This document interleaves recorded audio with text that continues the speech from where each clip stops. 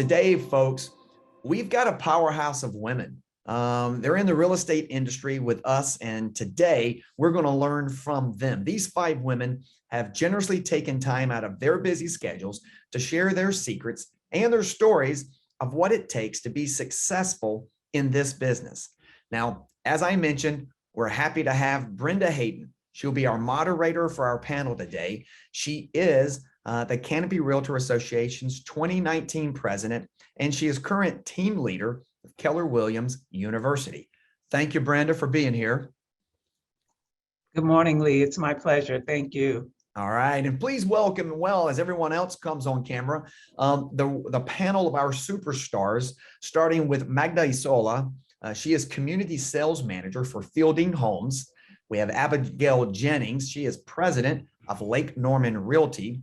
Ashley Jennings, owner of Jennings Real Estate Group, and Sherkica Miller-McIntyre. She is broker in charge of Carod Properties. Now, I'll be monitoring the Q&A box, so feel free to type in your questions.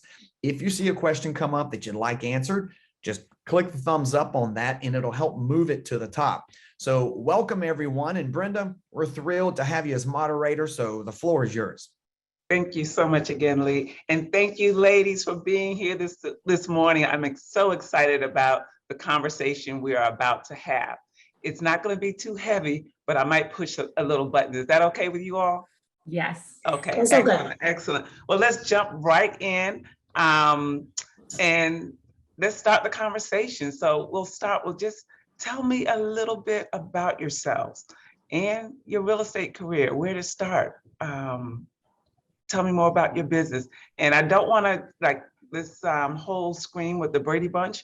So whoever wants to jump in first, I was going to do it alphabetically, but then that got confusing. So whoever wants to jump in first, tell me a little bit about yourself and your real estate career. Magda, go for it. Thank you so much, Brenda, and thank you, Canopy Realtor Association, for allowing me to be in your space. My name is Magda Esola, and I have been in business for a little bit over 20 years. Started my career with Keller Williams in general brokerage, and 15 years ago made the decision into going in new home sales. Very nice. So another former KW one. Thank you. How about Ashley Jennings? Hey, I've been in the business about a little over 6 years. I opened my real estate firm maybe a year. It's been a year. I focus predominantly on renovating distressed properties and doing affordable housing for my community. So that's what I predominantly focus on. Nice, very good. And Miss Abigail. Hi, good morning. Thank you. I've been in the business really my whole life. I'm a second generation owner here of Lake Norman Realty. So I grew up in the real estate business. I started full-time in the business in 1990. So this is my 32nd year here. And definitely was one of life's lessons on never say never, because growing up in a real estate family, I did not want to get into real estate. So the things happened along the way that did open my eyes that real estate was what I wanted to do. And I did decide to jump in here in September of 1990. So, and I'm glad I did. Wow, a long lifer. I love it. Yes. How about you, Ms. Sherkica? Wow, I have been in real estate now for about 20 years, started out as an investor and made the decision to get my license. And I've been a broker in charge of Carod Properties for, it'll be 17 years this year.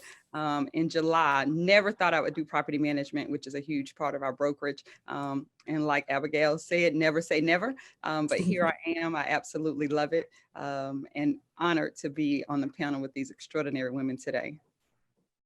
Thank you all for sharing that. So I want to roll back the clock a little bit.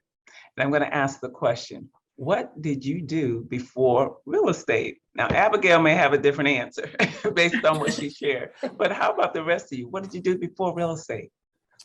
I'll go. I was actually an operations manager for corporate America before I got my license. And after graduating college and spending time in corporate America for about 6, 7 years, I was laid off 3 times. And I decided I had to do something different. This was not fun. It wasn't what I thought it would be. And so we just made a decision that if we were investing, why not just try it? But I did not think I would be in it this long, honestly. I thought at some point I would have gone back, possibly gone back. So that's what I was doing beforehand. Excellent. Once you catch that bug, you got it. So How I about, just- who else? Who else wants to, Magda? Yes, so I used to be an office manager for an import-export company back in New Jersey. And that's what I did. I had about 20 people on my staff, and I used to be an office manager. Very good. So I guess I'll go. I went to college, I got my master's too, and then I decided to move to the state of Tennessee. So I was a social worker there for 7 years. I moved up, did really well. I ended up getting out of it. Once I started investing, I decided to go ahead and take my chances and move out of it. I haven't regretted it though. I missed the kids, but I don't miss the career. Was very challenging, but I was in social work. Very good. I'm sure some of those skills are relatable in our everyday business as well. Yes. Absolutely. I will jump in. There was just to share my background. Yes. So I went into the art field, and that is what I went to college for. So the arts was my background, and went into publishing and worked at the university newspaper and their production, and Lake Norman magazine were some of my earlier jobs. Getting out of art school, having a lot of different jobs from bookkeeping to all kinds of things, was part of the reason why I thought, you know what, real estate might not be so bad, because my prospects being paid as a fine artist were not very good at that time. So, and I realized that this business offers many opportunities for creativity. And that is one of the biggest reasons why I did decide that, yes, I'm going to get on that chapter and go after the real estate industry as well. Absolutely. And thank you for sharing that. I definitely agree with you. Coming from an artistic background, I can see that in your persona. But there's some relatable skills there as well, as we have to sometimes be creative in what we do, right? Absolutely. So thank you for sharing. Now, I don't want to make an assumption here, but is everyone here from Charlotte? Like, no one said like where they were from. I'm a native of the area. I was born in Charlotte because there were no hospitals out here at Lake Norman at that time. But I'm a native of the Lake Norman area. Truly grew up on the west side in Denver, North Carolina, and have, just like a clock around the lake, I've lived in every county and almost every town throughout my life. Very nice. How about you, Ms. Sherkica? Just try it. So just north. Okay, very good. Carolinian nonetheless. Magda? I was born in Nicaragua, and at age 19 came to New Jersey, and I have been living in North Carolina for about 15 years now. Wonderful. And Miss Ashley? You're on mute. Sorry. I was born here in Charlotte, but I was raised in Shelby, about an hour outside of here. Very nice, very nice. Well, thank you all for sharing a little bit about you. I really feel comfortable, like with girlfriends, just having tea, and I do have my tea. So we're gonna continue to sip and chat. So I know each of your firms focus on a different area in real estate. Tell me a little bit more about your firm, your career, and why you chose to focus in that particular segment. So I will start. As I mentioned, I moved from New Jersey. I was in general brokerage. And when I came to North Carolina, I thought that it was a responsible thing to do to become an expert in a community or a builder, because I didn't know the area. So that's one of the reasons why I decided to represent a home builder. And I jumped from being in general brokerage to new home sales, which I have enjoyed for the past 15 years. And what we do, we actually, in the Charlotte market, fielding homes, and then Ryan Builders, or then DRB Group, we have several communities across the city and the state, actually. We're in Raleigh, as well as Greenville, South Carolina. And we sell homes, affordable housing, anywhere from the 300s all the way to the $1 million. Thank you very much. How about you, Miss Abigail? Yes. So when I took over the company in 1998, we had just under 30 agents and 2 offices. Did around, I think we're definitely way under $1 million in production, probably about 60. And today we are about 150 brokers and 7 offices, all around the Lake region. So Lake Norman is our market. We do span out just a little bit when necessary for our clients, but focusing on the Lake Norman region and really becoming experts in this region is what our focus is. And just believing that by having that expertise in a very specific region, that we provide that value for our customers. Excellent. I enjoy the Lake Norman area a lot. So next time I'm there, I have to ring you up. Please do. All of you, come see me. Absolutely. Miss Sherkica. Oh, wow. So as I stated, I started in real estate investing. And when I decided to get my license, one of the things my mentor told me was do something that you liked. And so I instantly gravitated to other investors. I actually started doing seminars in California. I had a huge customer base there and still do in California. And they literally would not leave me alone about property management. And so it just became one of my services. So I kind of became known as a one-stop shop for investors. And that's how our portfolio grew. But it definitely wasn't something I ever thought about doing. But I'm certainly glad I did. As you all know, from 2009, late 12, 13, things changed a little bit. Investors, started to look at things a little bit differently. And so it's just a great opportunity for me to be able to have stable income for one, and then provide a service that I really, really love doing. And then I get to sprinkle in some other things along the way, but that's really my niche. And I absolutely love it. We do have a brokerage, so there are other brokers in my office and I love them, but I absolutely love property management. Very good. And I take my hat off to you. That's not an easy one to do. So hats off to property managers. Especially the last 2 years. So. Yes, ma'am. Yes, ma'am. Okay. Miss Ashley, please share with us. All right, so my brokerage focus is more on investors. Finding my niche was hard. Being younger, I kind of have a little bit of ADD. So I could be one minute I want to do one thing, next I want to do something else. Because you do have the ability to be so creative in this business. It's hard to find your niche. So I did focus a little bit about a year or 2 ago, just on investing only. Syndication is one of the biggest things, meaning partnering. Group economics is big for me. Learning that piece helped grow my business tremendously, taking on a lot of private investors. And that grew just in 2 months alone. And we raised over 6 figures and we were able to get into the market, invest. But like I told you, distressed properties is really a huge thing in my market. It's actually a huge issue in any market. If you pay attention, homes that need to be fully renovated and updated is huge right now, especially when it comes to affordable housing. So affordable housing, feeding the market is huge. I never thought I would be the person that we feed in the market. That wasn't the initial plan, but I had a hard time getting listings in the beginning. Everybody tells you when you first start a business, listings make you last in the business. Well, I'm like, okay, well, how can I get listings if I'm a new agent and nobody will give me a listing? So I'm like, you know what? Okay, I'll buy the houses. So I ended up buying them, renovating them, putting them on the market myself, and they helped my business grow quite a bit. So that's literally all we do. We buy properties generally off market. We generally deal directly with sellers, which is hard, especially whenever COVID hit. It was even harder, especially with tenants not wanting to leave houses.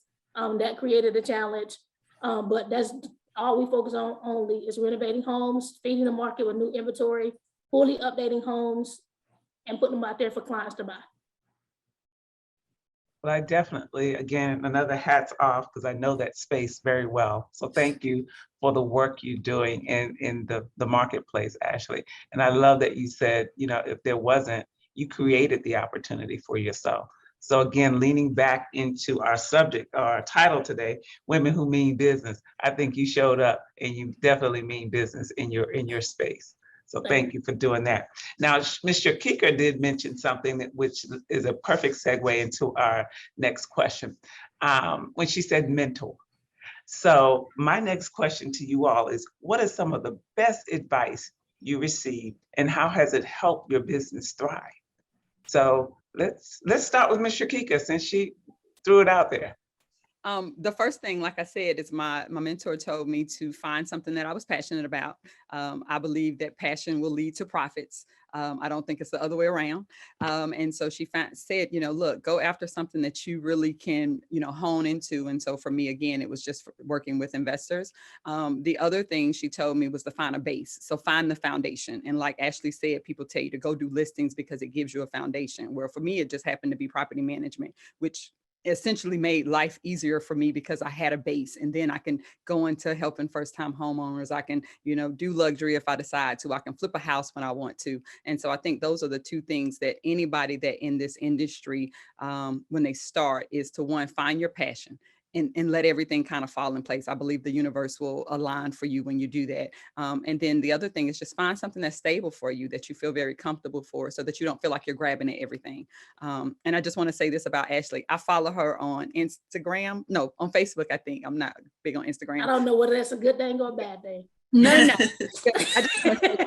I really do want, and I think I sent it in the chat. I just want to say kudos to you because you've done an excellent, phenomenal job. And so I just thank you for what you're doing, but absolutely phenomenal. I would never know you've only been in the business for 6 years. Never. Thank you. I appreciate it. I guess I can go next. Absolutely. I think the biggest piece, my mentor, Rashonda Scott, is in Chicago. I think the hardest mental part that I had to learn was bosses get paid last. And when you are an investor, you definitely get paid last. When you're the broker in charge, you pay everything first and everybody pay you back. So it's almost like you have to be in a situation mentally where you process that over time, things grow for you.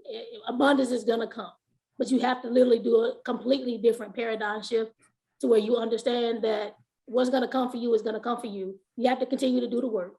And it's okay that if you skip a month, you don't get paid. That means you have to be disciplined when it comes to your finances. So that was huge for me, being disciplined, not overspending, not over leveraging myself. If I know, like here recently, we had 6 projects going at one time, and I'm also in the middle of doing my own subdivision. So we're all like, you know what, we need time to breathe. So knowing as a team when we need to slow down and let things fall into place, but also just being okay that if you decide to step into this role, understand that you get paid last. And I had to understand that and learn that early on. Wow. I'm just really blown away right now. I'm not gonna, ask you your age because I'm not gonna tell you mine. However, the wisdom that you have, been able to grasp and hold on to, that's beyond your years. So kudos to you. It takes a lot of us, many trials before we get that lesson. So thank you for sharing that. I think the bosses get paid last is true. So for any of our audience, put that feather in your cap. It will go a long way. Okay, very good. That is true. Ms. Abigail. Yes. Mine was very early on. It was definitely one of my dad's mantras, and that was just positive mental attitude. In this business, we get hit by negative information a lot from everything from staff, employees, clients, who knows what. I don't need to list all those negatives, but when those things hit us, there is usually a solution, and to just stay positive and work through that and look for those solutions.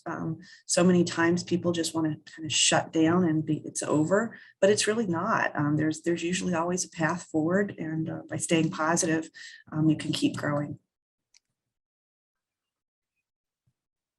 Oh. I cannot hear.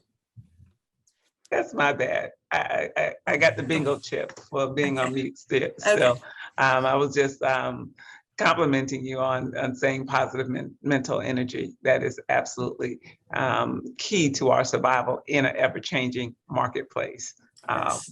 So I know earlier Magda has stated, affordability. I remember when I started, affordability was like 115. So that probably just aged myself. So Magda, I think the floor is yours now. Yes, ma'am. So there's a couple of things that advices that have been given to me through the years.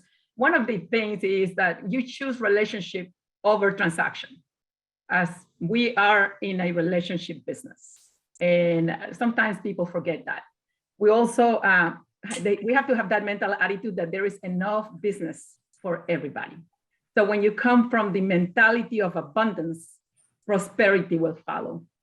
And also, one of the best advices, as I was a new agent 20 years ago, my broker in charge told me, you cannot be a secret agent. You can't. You cannot be a secret agent. You have to be out there, belly to belly, face to face with the public. The more conversations you have, the more people you talk to, the more people you help. That's how your business is going to be. And lastly, get involved. Get involved with your community. Get involved with the association, and give back. That was, I think, one of the biggest advice that I've been that I have received in the past. Very good, very good. And it still holds true today. You cannot, we cannot be a secret agent. We are lucky to have this new technology that we're using today called Zoom. And that came through the birth, really, in my opinion, of the pandemic, right? We've all lived through a pandemic, so you can put that in your memoirs to your children and grandchildren. Knowing that we all have lived through and are living, learning to live with, right, a new set of circumstances as a result of the pandemic. Share with me some of the challenges you may have, experienced throughout since 2019, right? So yeah, share with me some of the challenges that the pandemic brought to you in your business. We can start with Sherkica. I'm gonna take my glasses off on this one. I've told this story several times over the last few months, but literally on March 16th, I was coming back from DC to find out that Charlotte had shut down. And so that was 2020. It was almost like my mind just had to immediately shift, because as a property manager, here I am thinking, oh my goodness, we have a pandemic. I'm responsible for, properties and people. And so immediately within about 2 days, we were on Zoom. We were doing Zoom call with tenants and owners and just trying to make sure, number one, that everybody was educated, because like Abigail said, there was so much negativity early on. And we really wanted to get ahead of everything and just make people comfortable. And so for me, I think my biggest challenge during the last 2 years was really having to understand people and how they live and how they think and how they process things. And I don't think my past years I ever had to fully go into that. Like, I'm a property manager. I know they're going to pay their rent. If they can't, they call me. But I really had to go in deeper, because now we have people that may not have food because they can't work, or their children can't go to school, or they need access to internet. And I just want to say, people give property managers a bad rap because you're thinking that's all we do is collect rent and we do this. But I'm a part of NARPM, which is the National Association of Residential Property Managers. And collectively, we were like, what can we do?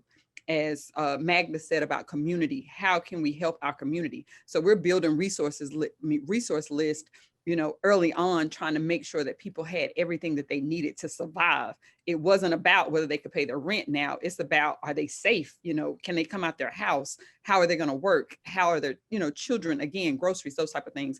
And so I think for me, 2020 and 2021 was really one of those years where you just had to understand what was important. Like, nothing else mattered other than safety, health, mental health. And so I think that was my biggest challenge over the last 2 years, is just taking that focus and making sure other people were safe. And now 2022 is going to be about me getting all my mental health together and being able to spend time and do self-care, right? Because it's been phenomenal. And then on the flip side, real estate just boomed. So it was really like a balancing act for me. You got one side, property management, like you got to make sure everybody's good. And then this real estate brokerage side, and everybody's buying everything, and everything's great on that side.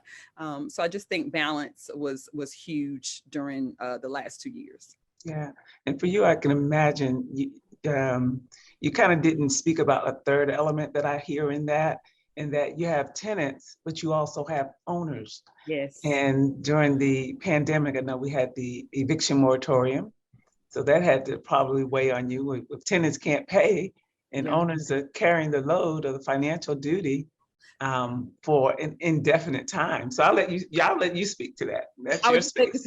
I'll just say this one thing to the group. I was so blessed as a company to have amazing tenants. My tenants did what they were supposed to do. In 2 years, due only to COVID, we probably had 5 full evictions specific to COVID. And I managed over 200 properties.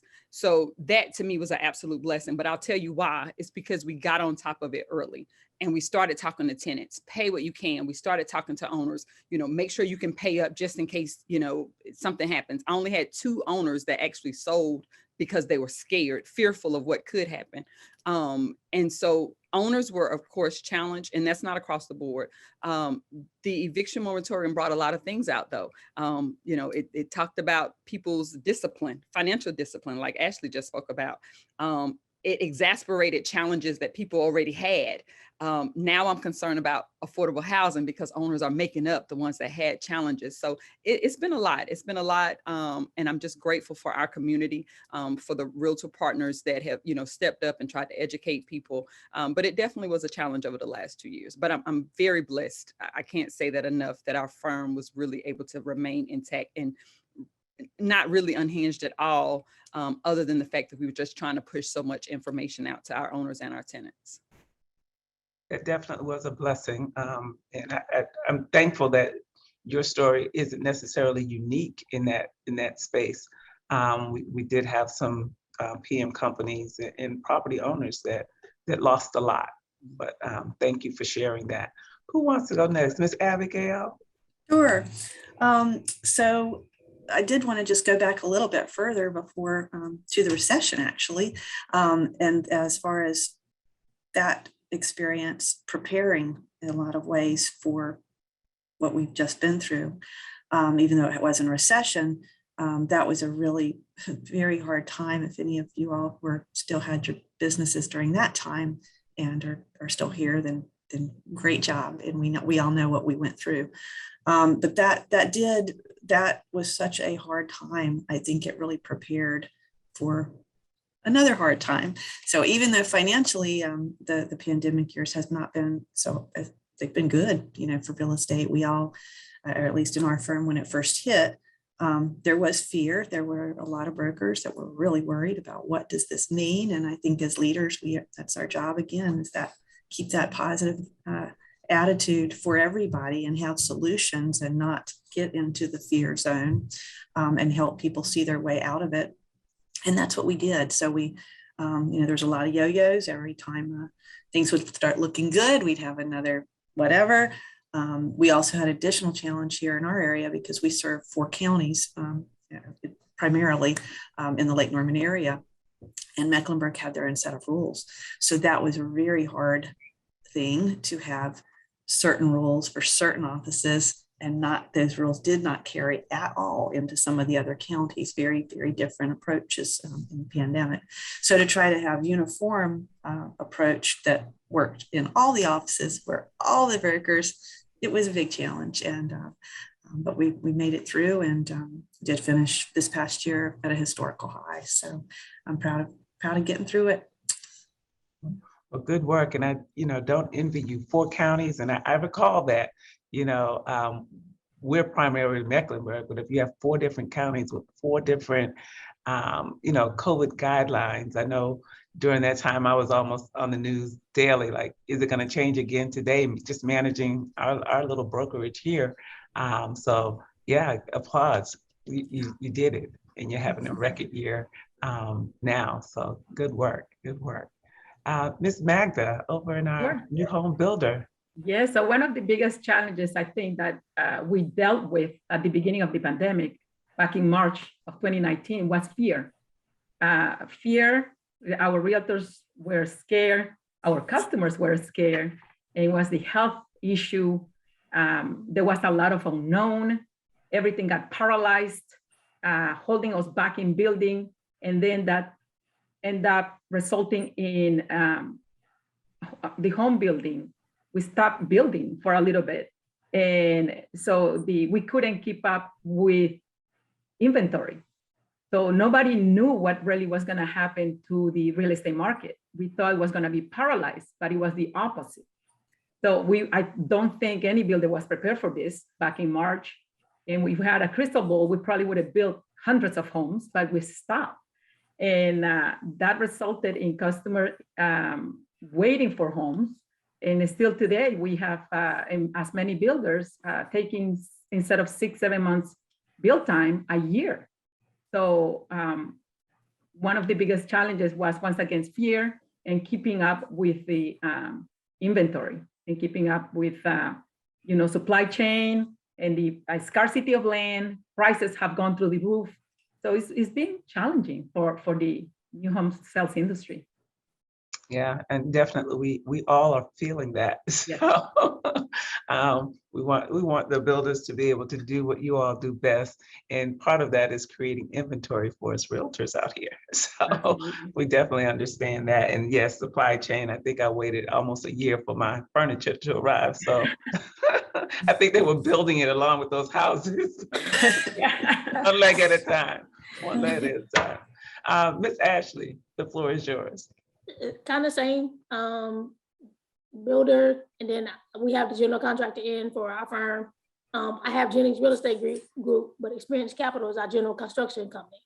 So that's how we renovate the properties, and we went through the same situation. Costs going up. When I first flipped my first house, my team and I were just talking about this. We went from paying $4,500 for new HVAC systems to now $8,800. Same size, no different. They literally have doubled in cost. So we had to, of course, at that point, whenever I'm negotiating on the front end, my numbers have to look different. And so it really impacted us too in a difficult way, because now, in the seller's market, you're trying to convince somebody their house that's distressed, been vacant for 18 years, is not worth $100,000, it's worth $2, and they don't want to understand it. So it's hard. So of course we're getting beat up on that end in regards to just construction costs. Labor went up. You don't have people who want to do drywall hanging anymore, or they're charging a huge amount of money just to do it. So we again, in the middle, I flipped my first house a little bit after, I think COVID hit. It was a little bit after that. So we were kind of bold to get out here and continue to do it and still do it, even though costs are increasing. Yeah, absolutely. So it was pretty challenging. Yeah, that sounds like, especially when you share, you flip your first house, like at the beginning of the pandemic. Can I ask, what are your numbers at now? Like fast forward 2 years. I'm afraid to even say. But when we first started, we literally did a full gut, and I think it cost around $45,000-$50,000. I flipped the same houses. If you follow my pages, we try to stick to the brick ranches, 3-bedroom, 1 bath. I generally do the exact same scope of work. It is now costing $70,000, $75,000. Yeah. Huge difference.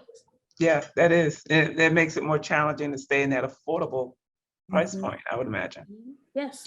Yeah. But we also, in the beginning, we were selling the fully renovated homes for $145,000. Now the market has increased so much, we can sell them for $190,000. So it's almost like you're kind of flipping it, sort of. Yeah, absolutely. All right.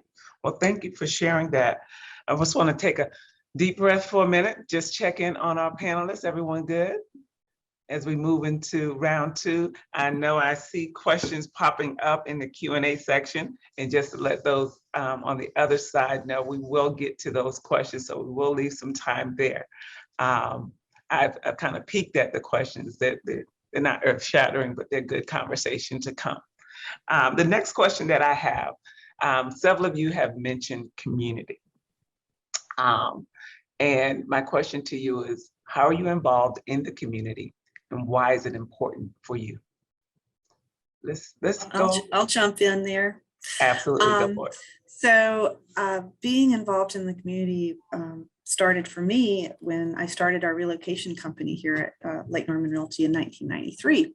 And even though my dad was well known, nobody knew who I was. And I knew that I had to build my own, create my own destiny and get out there and start meeting people. So I did get involved in our chamber, and which led me into volunteering for economic development organizations. And from there, it really things started happening when I would see needs in our community, and we would, I'd figure a way to pretty much get involved and solve them. So since then, I've was a founding director for Blue Harbor Bank. It's a community bank here in Lake Norman, as well as started a nonprofit to help community cats. A lot of times, and especially realtors, we run into cats that have been left and abandoned and are breeding or whatever. There's a great program in Charlotte, Friends of Feral Felines. And so we kind of took their playbook and applied it here at Lake Norman for the Lucky Cat program.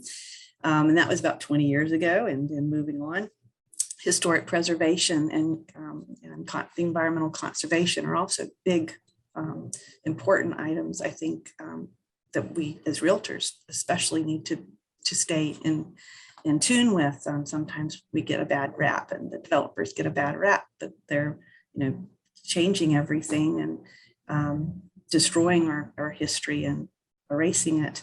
And so I think it's important for us to get involved and help owners realize that adaptive reuse, these historic properties can have second lives, to help our especially our historic Black communities, and so much of the gentrification that is happening there. And I know you all are involved in those communities. And so we're doing a lot there to help revitalize, but not displace, and protect these important sites so that the charm of our communities is not erased. We don't want to, it's going to be very easy if we're not careful that every exit down 77 will look exactly the same if we don't take the efforts to preserve what we have. So as you can see, I'm a little passionate on these subjects and I can talk on them for a long time. So I'll let others speak, but I'm happy to answer any questions on that. And I appreciate your passion. I think service has to be engineered through passion, because otherwise it falls flat, right? If we're not passionate about it, we're just there. So I appreciate your passion around the things that you've identified are important to you. So very good. All right, Magda, it looks like you're about to jump out your chair. Again, thank you for your service. I really love what you do. And I am the president of the National Association of Hispanic Real Estate Professionals here in Charlotte. We are a 40,000 plus members across the country and the largest Latino organization in the country. And our mission is to advance sustainable Latino homeownership. That's one of the things that I do. I also serve at the Canopy Board of Directors. I am also the vice chair at the Diversity and Inclusion for North Carolina Realtors. And in different capacities, I am involved with Canopy as well in committees as education and diversity, as well as leadership selection committee. Why I do things? I think like most of these ladies, because to me is being and expressing my gratitude to the business that have provided me with financial freedom. And is a way of saying thank you back to the business, because, as you all know, real estate professionals have this bad reputation that we are just doing this for the money. We don't, at least I know everybody on this panel, I'm not doing this for the money. The money shows up for the work that we're doing, but I do this to change people's lives. And when we do it with that mindset that we're in the business of servicing people and helping others for their lives to become better, then you get compensated. But that's truly the reason, is because I am grateful for the opportunity. I am grateful to be in this country. And that's truly the reason why I do it. I just want to give back. And it also makes me happy. Yeah. And I just love your energy, Magda. I've known you for several years and you've been the same for all of the years. High energy, involvement. And I think any organization that you are affiliated with, they're lucky to have you, right? So press onward. Miss Ashley, my new best friends. Yeah. All right, I think just piggybacking on what Abigail said about revitalization, gentrification is happening a lot to people that look like me. And I know there's a lot of conversation around wealth gaps right now. I mean, what that looks like. I think we all know that it's not going to be something that's going to be able to close in our lifetime at all. It's going to take years of this being able to happen. But that's one of the biggest reasons why I particularly focus on my community. I was where I'm raised. it was pretty normal for me to step outside my house, and deal with violence, gunshots, just domestic violence, just different things. And you can literally take 2 blocks over and it looks completely different than what I'm living in. And I used to always wonder, like, what do they do for a living? Clearly they were in sales. But I used to always wonder, like, I don't understand. Like, I don't understand why my house looks this way and their house looks this way. How come we can't all have nice housing? And of course, yeah, it doesn't have to be a 3-story or 2-story house. However, it should be able to be suitable for us to live in. So that was one of the biggest things for me whenever I got into renovating properties and investing in my community. I'm well known there. I played ball, so I'm pretty much known for basketball. Now, much so about real estate investing. I'm very intentional where I invest. I generally buy in neighborhoods and focus on going down the line. We literally have that much property that needs to be fully updated and suitable for people to live in.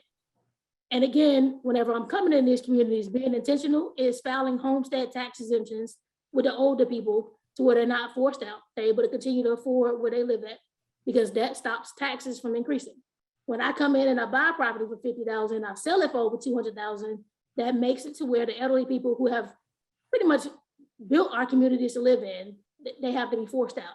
So that's being intentional and focusing on making sure we're doing that work there. And also making sure that the younger generations understand that beautification is a thing. We can't, deal with the appraisal pieces if our communities don't look a certain way. It has to look the part. So we focus a lot on landscaping. We focus a lot about keeping communities clean and neat, and making sure that when we come in, you almost always know whenever we've renovated a home, because I always do a bold color, and everybody are so mad. But I'm like, but did you see the work that we did? And the great impact it brings in the community whenever people are proud of where they live in. And that's really what it's all about. So that's what I do for my community in general. Well, you shared a lot. And I think we're spiritual sisters in that regard. Some of my background in that way. And you, I think, and Abigail were bold enough to throw out the G word, right? Whatever side of the coin you on is not a word folks like to hear come up in conversation. But it is our reality in our community. And we do have to think about the impact, right, that we make, whether we're building up or tearing down, that impact to keep the historical character of communities, and to make sure those that have truly built the communities have an opportunity to stay in the community if that is their desire. So thank you both for sharing. Ms. Sherkica, did I get to you? Not yet, but I'll Keep go. me honest, honey. So as I stated earlier, I am very involved with the National Association of Residential Property Managers, and I've played every role. I was fortunate enough to be the president during 2020, which was actually our greatest growth year as far as membership. And I know it was because of the resources, information, and the collaboration and connection that property managers needed during the beginning of COVID. I also stay a part of that group because property managers, again, have a bad rap. And so our job is to really just to change the perspective of what a property manager looks like, what they do, and their value in the community. So that's number one. Number two, I am a landlord advisory committee for Enlivian, formerly known as Charlotte Housing Authority, where I work predominantly in trying to, again, change the perspective about the housing voucher program. That's huge to me.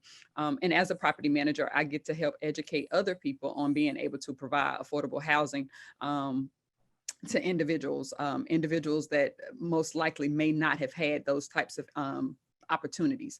And so I'm very pleased about that. And then I also serve a lot in my child's school, all of my children in their schools. And I think it's very important for representation to be able to go in. And so I've played every role from field trip worker to math superstars to classroom reader.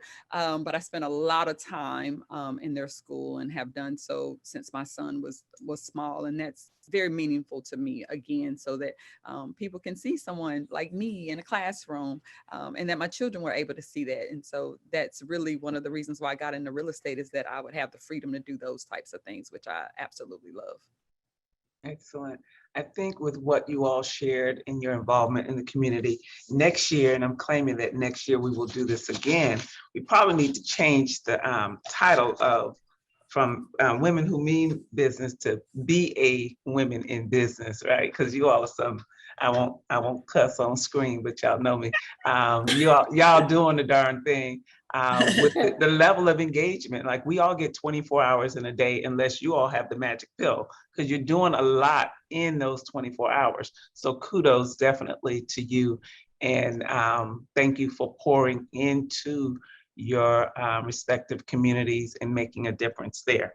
So, hey, you all are my new superheroes, but the question I have for you next is, who is your hero and how have they influenced your life? Who wants to go first? I'll go.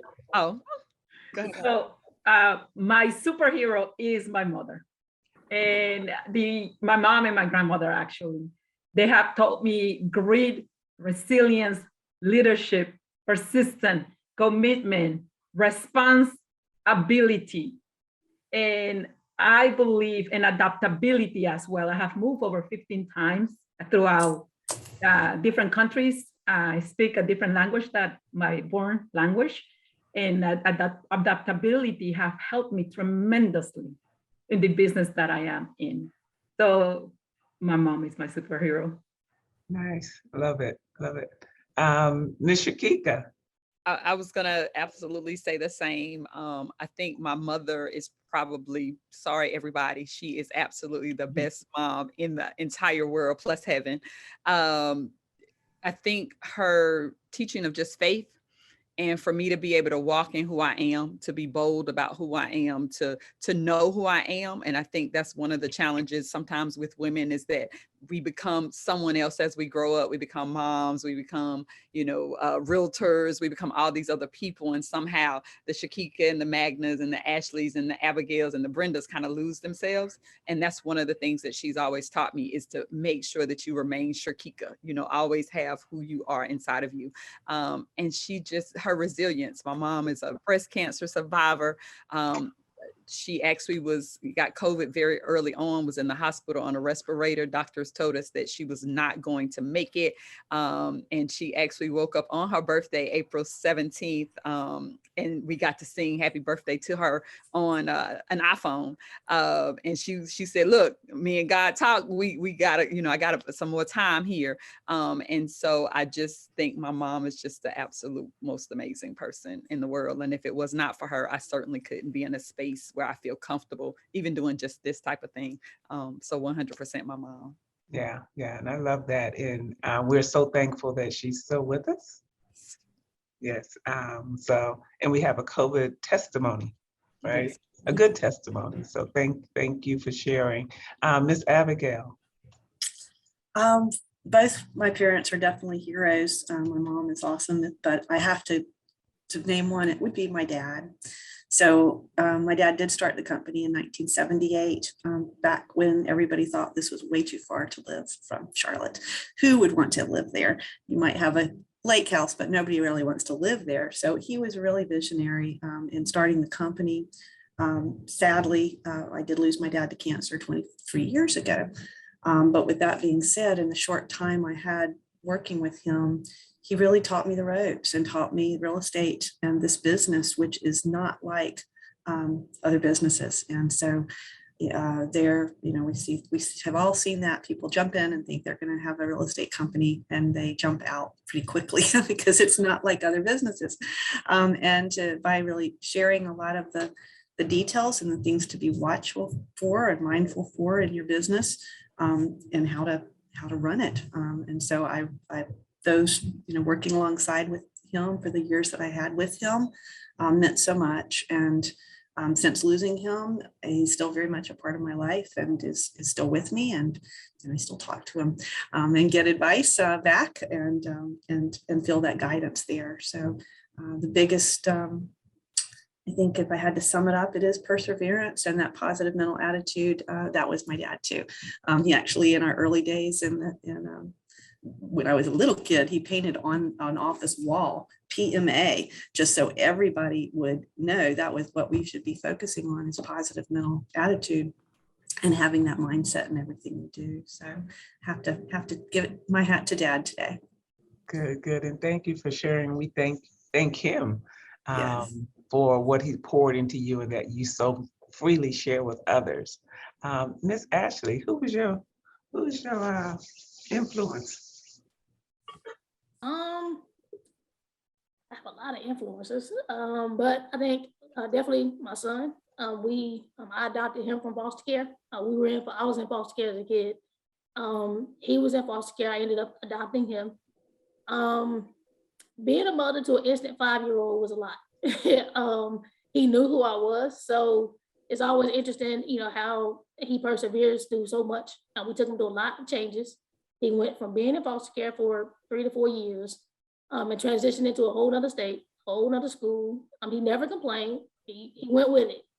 And I think now being someone in business, we laugh and we joke all the time about being bosses, and me talking to him about different things when it comes to school, and it's just all kind of different things.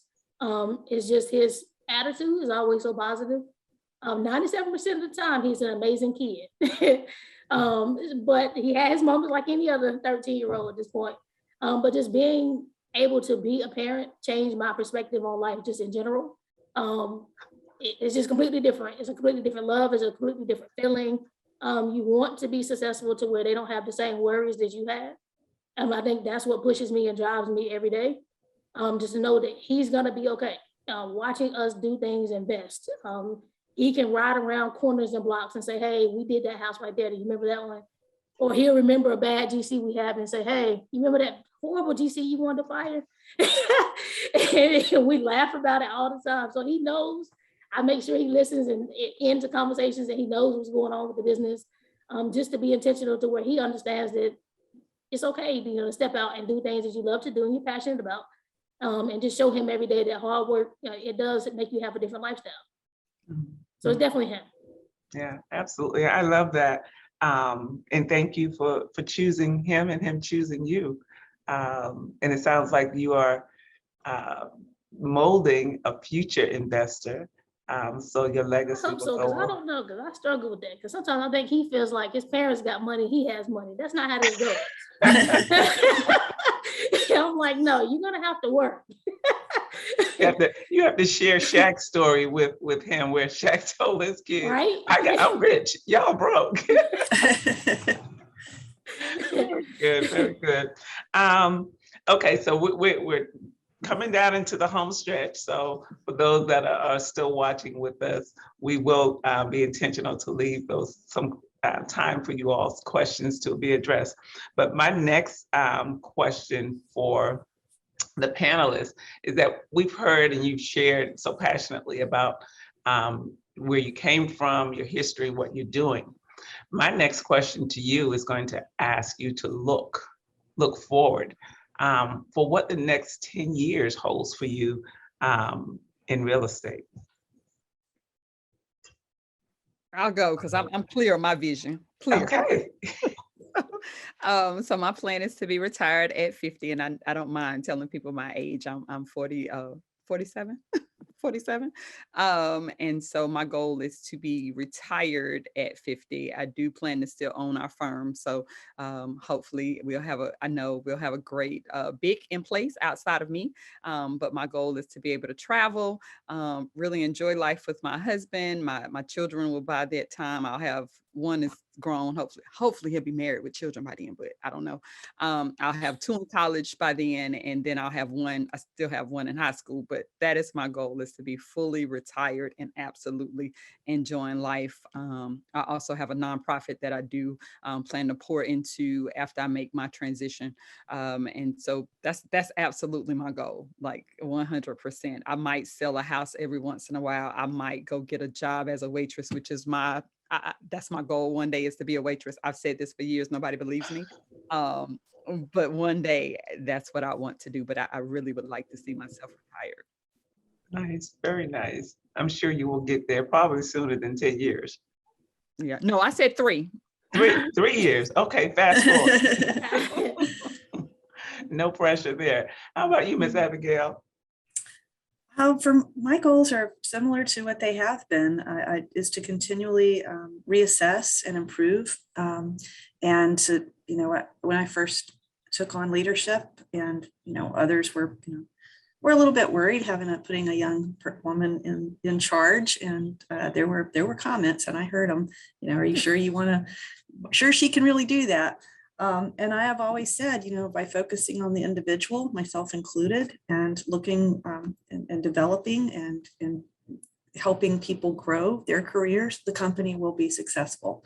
So by continuing to do that and looking at each of our associates and helping them grow, or helping them realize maybe this is not the career for them, either one is going to end well. So just that continual refining is what I plan to be doing. Excellent, excellent. I'm sure as you help some folks self-discover, Yes, and that's a exactly. good thing too sometimes. Yes, it is. All right, Miss Magda. As Sherkica and Abigail, I will be enjoying the fruit of my labor. I will be retired within the next 10 years. However, I will not leave the industry. My plan is to stay as a mentor and a coach. And one thing I didn't mention before in how I give back to the community, I do something that is called Tuesdays with Magda, and where I get a mentee, I mentor an agent and help them grow their business for free. But I do this every Tuesday. I meet with an agent, and one of the conditions is that they have to be new or newer to the industry. So less than a year. And I'm planning to continue to do that until the rest of my life, because I just love seeing successful or helping people to be successful. It is mentoring. I have been lucky to have a lot of mentors in my life. And once again, I just like to give back. And that's something that I love to continue doing, even after my retirement. Nice, very nice. Love that. Miss Ashley. I think it will be in the next 10 years, completely out of the brokerage piece, to where I have a broker in charge of the firm, teaching my investment strategy, syndication over the next 5 years, and getting completely out so where I can enjoy the hard work we've done. That's really my biggest goal. But I have time. I got to put a little bit more work in. These ladies got 30 plus years over me. I got more work to do. That's okay. That just means you retire earlier and get That's to right. enjoy longer. But I did hear a common theme. And really it boils down to right now you all are in the process of building your life by design, right? And having the next phase one where it's completely on your terms. So congratulations for the work that you're doing that will lead to that next phase in life that will be, sounds like fabulous. So you all don't lose my number. I want to be invited to wherever. If you're traveling, I'm going with you. Remember, we're new best friends now. I do have a question before we open the chat in the Q&A box. And I think this question leads and is a great segue to that next, the next round. And that is, what advice do you have for women who are new to real estate today? So, Miss Magda, you got it. I saw your hand go up. You got to find your why. You got to find your why. When you're new in the business, I believe we lose about 70% of licensee the first year or 2 years. The first 2 years they're licensed. So you got to find your why. Because when you have a why and why you're doing things, and please take the money away, that comes secondary. When you find that why and you believe it and you have it in your heart, life will knock you down, but that why will keep you up. And you are going to keep on doing it because you have that why. So one of the things I will highly recommend, find your why, find a mentor. Find a mentor. There's people that know more than me, and I sit at the feet of people that know more than me. I go to seminars 4 to 5 times a year, and I sit with people that know more than me. So always stay humble as well. Always remember there is always somebody out there that is better and bigger than you, and help as you learn, help others, because that's how you truly learn, by teaching. And be intentional with your life. Be intentional with your life, and never give up. There will be those moments that you're gonna have those conversations inside your head. Get out of your head, and never, never, never give up. Yeah. And I think that's one of the big battles is getting the ants out of your head, right? And ant stands for any negative thought. That's Get right. those out of your head. They walk around and they build mountains if you let them. That's So right. thank you for sharing.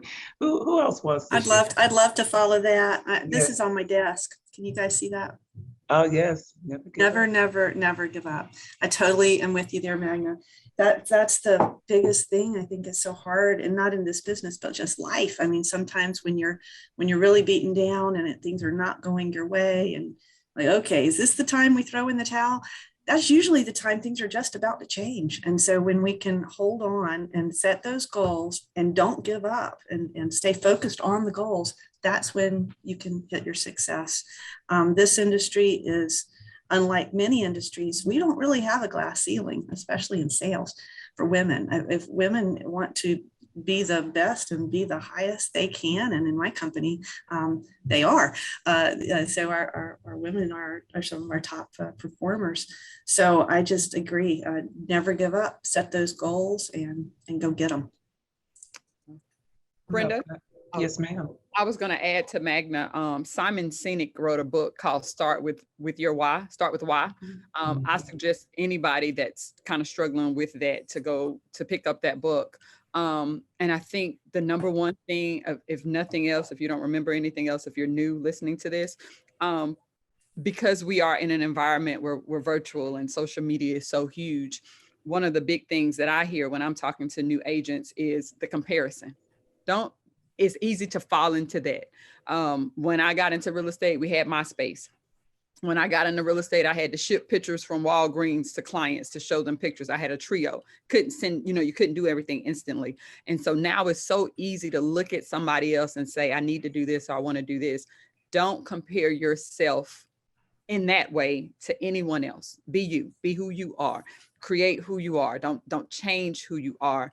And it's very hard, I know, when you're looking at other people and they're making $1 million. Well, they might be making $1 million because they don't sleep at night. You want 8 hours of sleep, so you might make $200,000. And I think that's the biggest thing, especially amongst women. I believe that collaboration over competition is always there. So if it's somebody that you're looking at, because I'm going to call Ashley after this call, me and Ashley going to talk.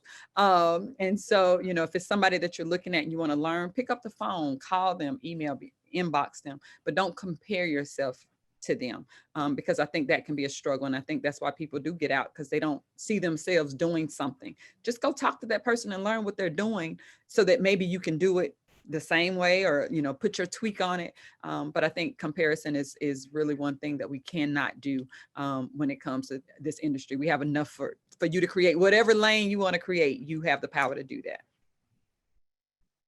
Excellent. I love that. And that is a true statement. Don't compare your insides to other people's outsides. That's a trap. That's a trap. Miss Ashley. Just to piggyback off of that, being a part of the LGBT community was hard for me in the beginning. Now I've embraced it. It's not hard for me in regards to what people thought. I don't care about that part. It was more or less the perception, because when you pull up to somebody's house to do a listing, or you helping a buyer, the first impression is everything. So I struggled initially, because most times when I attend speaking events now, especially now, most women come in high heels, nice tight dresses. And I'm usually like, okay, no, I wear my khakis, my shoes, and we just gonna get it on from here. I'm not coming in a dress. So I had to embrace that, be okay with who I am and not, deal with what people may think or what they may perceive. What comes out of my mouth next is what's gonna sell you, period. Because I know a lot about investing. I understand what it takes to be a home buyer and what the financial literacy pieces have to be. So speaking with intellect, understanding what I'm selling you investor pieces. So I'm generally not focusing a whole lot on the regular traditional ways of getting a loan. I'm dealing with investors. And they're very straightforward, to the point. They don't have a lot of fluff. They're not very emotional. So it works for me. And so finding that niche and working with people that is in my niche, that helped me to grow my business. You don't have to try to fit into something that you're already really well at. And you've learn so much, you can tailor that, and then you just grow from there. So I think that was huge for me. But just Absolutely. again, when you start the business, find your niche, stick to it, stick to yourself, and you're gonna be fine in regards to who you are. And I think that's a great way to kind of close this portion of our segment. As women, it's okay in our industry to show up as our authentic self, right?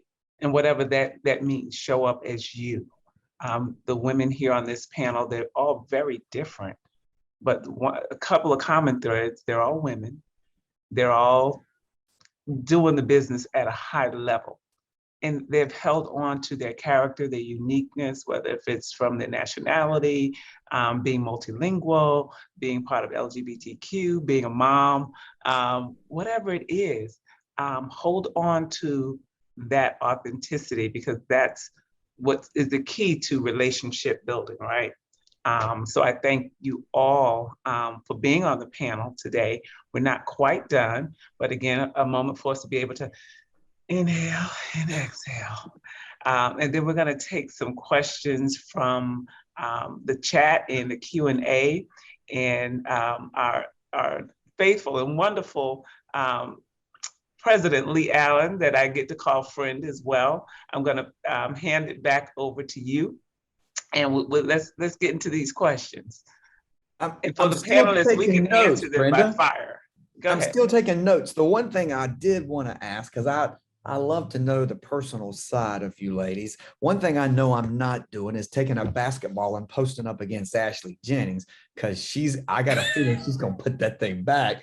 But I am curious, what do you do for fun? That's a great question. In this market, Yeah. have fun. I'm listening. Well, I travel and I have kids that play and do everything. So on weekends, I'm typically at a volleyball, basketball, soccer, something. But my big thing is travel. That's awesome. Same for me. I'll pick up in a minute and fly somewhere else, just so where I'm out of it. Just kind of getting out of Charlotte. Because Charlotte is business. So if I fly somewhere, I'll go for a weekend and just stay gone for a little bit. Smart. That's smart. Yeah, I travel as well. I travel and I read. Reading is one of my passions, and that's what I do. That's good stuff. Abigail? Yeah, I travel is definitely on the top of my list, but don't get to do that often. But going back to the community service piece, for me, fun is filling my bucket. One of my most recent projects here in Huntersville is a new history, art, and nature park that I'll look forward to sharing more with the community on at another time. But helping in those ways, it definitely is fulfilling, and that's one of my ways I'd say fun. It's not stress-free. Definitely is hard work, and it comes with its own set of stress, but it is very much fun for me. That's awesome. Brenda, what about you, Brenda? What are y'all doing for fun? Well, it's changed a little bit over the last 2 years because I haven't been able to really do the travel. Right. So interestingly enough, fun for me now, like we're doing game night Saturday. And I'm so excited for game night, just with family to play cards, games, and charades. So I don't know if that's a factor of me getting a little bit older or just being in my comfort zone. So game night with family, that's my fun now. That's awesome. That's awesome. There was a great question that was posed. You guys talked about who your hero was. Was there someone, though, when you started real estate that you looked to maybe as the mentor of you? A lot of you guys alluded to being a mentor now of someone else. But was there someone, and I think we heard that maybe from Abigail, maybe it was your dad that brought you along and really sort of brought you in. But can you talk about that for just a second? Maybe who that person might have been? I'll go. My mentor at the time was Amy Phillips Davis. She actually was an executive at the bank that I worked before I got into real estate, and she was my husband and she was our realtor, and she was the one to really push me into getting my license. made me go get my broker's license. And that was a benefit because I was able to become a BIC very early in my career. She's no longer here with us, but she definitely was the one to really push me. She also had a nonprofit, which led me into the service piece and understanding how I could give back, within the industry. And so she was my mentor, and I was very grateful for her. That's really great. Magda? Sure. So for me, it was Mohammed Abbasi. Mohammed Abbasi was the owner of Keller Williams Realty back in Clifton, New Jersey, over 20 years ago. And when I met with Mohammed on the interview, and keep in mind, I never sold anything in my life before. And when I was making probably $45,000 a year. And when I met with him for the first time, he said, so what are your goals? And I'm thinking money, as most new agents do. So I'm thinking $80,000. And he said, no. So that was on our first meeting. He said, you're going into real estate, $80,000. Why are you doing this? And I'm looking at him like, oh my God, I don't know anybody. So I'm thinking, okay, 100. And he gave me a goal of $200,000. Keep in mind that I was a part-timer. To make this story short, my first part-time year, I was investing about 8 to 10 hours weekly in my business, and I ended up on a income of $157,000 20-something years ago. So he showed me the ropes. He told me, if I show you, would you do it? And I didn't question what he told me to do, and I just did it. So that's another secret of success. When you have found somebody that have achieved, don't question anything. Just follow what they did, because the results will show up. If you do what if you do, is the magic is in the doing. The magic is in the doing, because we have a lot of people in the business that they're almost going to do something. I almost got a contract. And they never get to do it. Just do it. And when you just do it, life will be amazing. I have so many things. I just wrote, the magic is in the doing. That may be my next sales meeting topic, Magda, just straight up. Holy smoke. Ashley, we had quite a few questions, and we were talking about that mentor-mentee relationship, but maybe you could allude to as well. We had quite a few folks go, hey, how do I hook up with an investor? One of the things I saw and I heard from your story was you really couldn't figure out how to get into the market. So you just made your market. I mean, you just blink and made it. Can you talk about that just for a second? Because we had a lot of folks going, hey, I'm struggling to get into this thing. I'm trying. One of the things that's a little bit unique for me is I became the investor first. So I want to make that part clear. I didn't go looking for one first. I became the investor first. I think it was really important for me to learn the terms and language investors use. Cap rate, NOI, net operating income, understanding homestead tax exemptions, understanding private lending versus hard money lending. They're different. It's also not the same in regards to the traditional loans, like true loans today, the ones that sponsoring the event. Completely different situations. Learning those type of things is very important. Investors have money, so it's not when you get sued, it's not if you're gonna get sued, it's when. So if you don't understand the lingo of it, you're gonna put yourself in a bad situation very quickly. So I tell newer agents, learn the regular transactions first. Even though becoming a realtor doesn't teach you how to become an investor, it teaches you how to do contracts, understand laws, understand due diligence, understand earnest money deposits. It also teaches you how to go through a full transaction. And sometimes they're gonna fall through, sometimes they're gonna go through. You have to be able to fight through that. Because as you can imagine, dealing with sellers directly is very challenging. Most times we have somebody in between that. You have a realtor that talk some sense into the seller, and then I'm talking sense into my buyer. Well, I'm usually dealing with the seller, and then I'm, in most cases, the buyer too, or one of my investors are.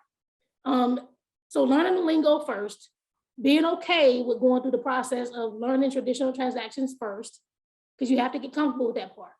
Everybody wants to go in head first. This is not the business investing wise to go in head first. It's just not. My mentor taught me different strategies with syndication. Syndication is huge right A lot of hedge funds are buying up most of the properties that we're seeing right now. Well, it's called group economics. And that's what we essentially do with syndication, same thing. I think someone just said it a few minutes ago, being okay with collaborating. You're gonna have to bring in people. Like if I'm talking to Brenda, I'm telling Magda, hey, I got a deal. Let's all of us go in. This is what it looks like. These are the percentages. This is the ROI. Understanding that if you sell a property, if you buy a property today for 10,000, you sell it for 15,000, you made 50% on your money. Most people don't understand that part. They think I need to get my 10 plus 5. No, that's not what return on investment is. It's the literacy part. So again, if you don't even understand that basics, it's gonna be hard to work with an investor because you're gonna immediately make somebody really upset. That's a good point. That's a good point. Abigail, I saw a lot of head nodding going on there. What resonated there through that? Oh gosh, a lot of things that she was saying. Oh gosh, Lee put me on the spot. Let me rewind here what you were saying. I think the understanding, the professional development piece, I think is so important. The never giving up. What Magda was saying, listening to your mentor, and you're going to have these naysayers. And I hate to say that, I'm trying to be the positive one here, but you've got these people that are always going to be there that say, are you sure you want to do that? Maybe you need to do this, but stay focused on your goals and what those meant, the words of advice the mentors put in your head, stay focused on that. And that has been really